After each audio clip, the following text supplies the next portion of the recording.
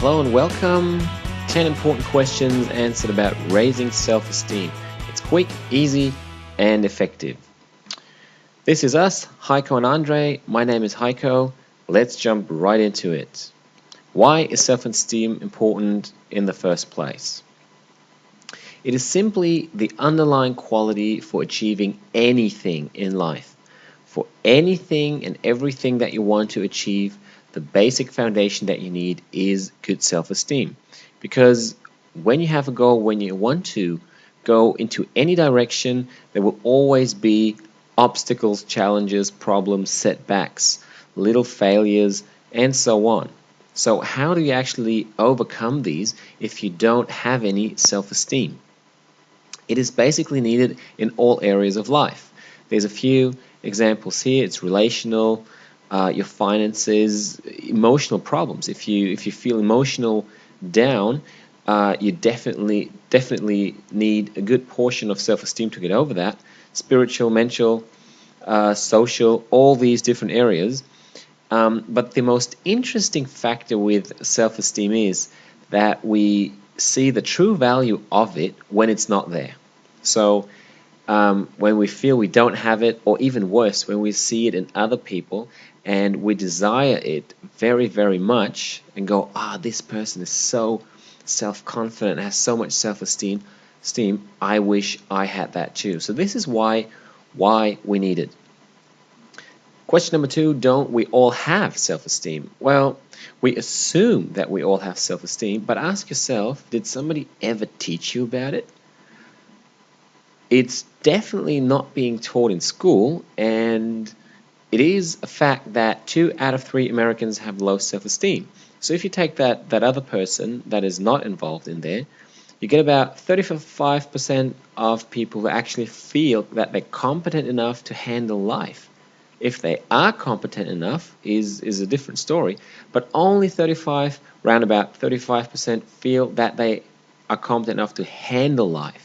This doesn't mean that they're very good at or excellent at problem-solving stuff. They're just able to handle it, which is quite shocking and explains that we don't all have enough self-esteem, at least the level that we would like to have. Imagine for a moment what it would be like to not let any kind of failure, criticism, setbacks, rejection, and etc. affect you in any way. Imagine you're having one of these situations that you actually don't desire and you're just able to move on, to work through it, simply because you have the level of self-esteem that it requires to overcome these situations. Question number 3. How do I get more self-esteem? Basically, one of the classic questions. And it normally starts with a mistake because most people are looking on the outside for acknowledgement of others. So they try to please other people. It's very interesting that maybe you've heard that saying, we try to impress people we don't like by buying things we don't need with money that we don't have. And this is quite true. So the key to get more self-esteem is not looking on the outside, but looking and developing on the inside, meaning your core values, your attitudes, your decisions that you make based on your emotions, thoughts, etc., etc. And a thing that you can start applying right now is you focus on the things you like in life and the things that you like about yourself.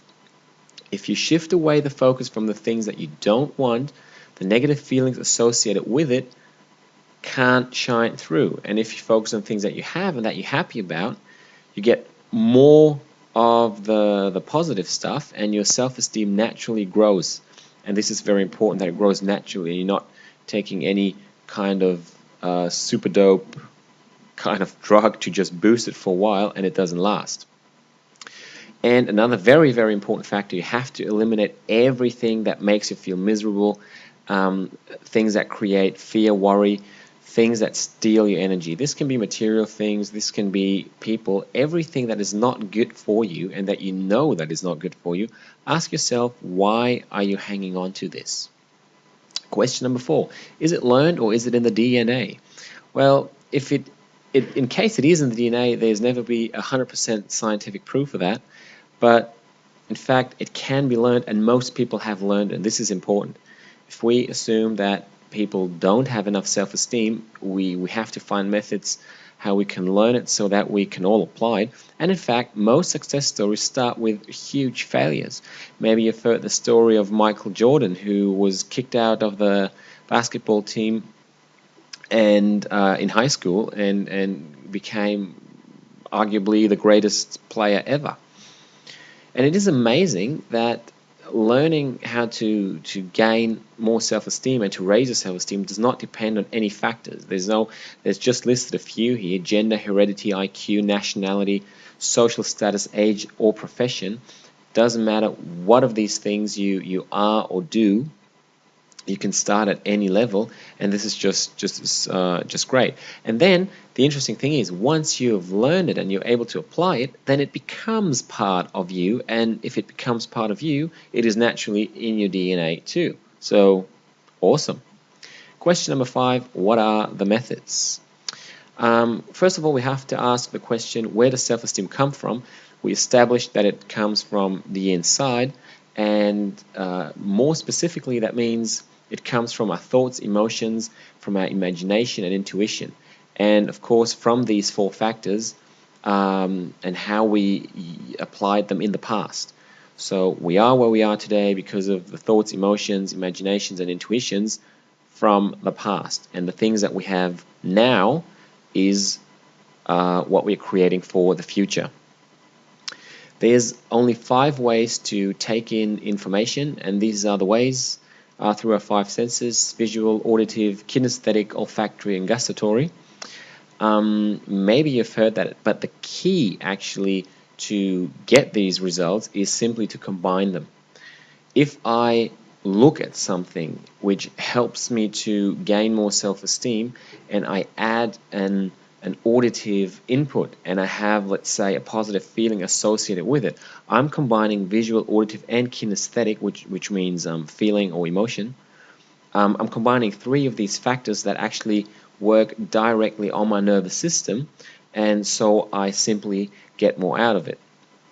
Okay, we hope that you enjoyed this part, and hope that you're certainly looking for the next set of questions, because there's 10 FAQs, and speak to you soon. Bye-bye.